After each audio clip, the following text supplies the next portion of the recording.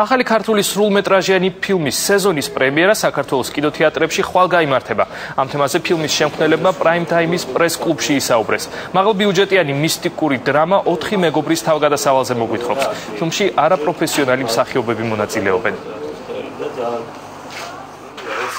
ძალიან ახალგაზრდა ჯგუფმა შემოქმედების თითქმის ყველა ნაკლებად ნახევრად და საერთოდ არაპროფესიონალებმა შექმნეს პროექტი, რომელზეც ძალიან ბევრი დრო, რესურსი და ძალიან ბევრი საინტერესო გამოცდილება იქნა შეძენილი და ნაწილობრივ ალბათ არის პრეტენზია და ამბიცია იმისი, რომ რაღაცა თავისებური, რაღაცა ახალი ამითი ითქოს. ჩავთვალოთ, რომ ეს ფილმი არის ექსპერიმენტი.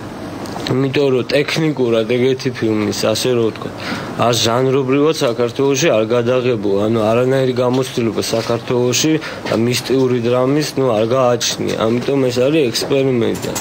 ექსპერიმენტს კრიტიკა უნდა მოყოლოს.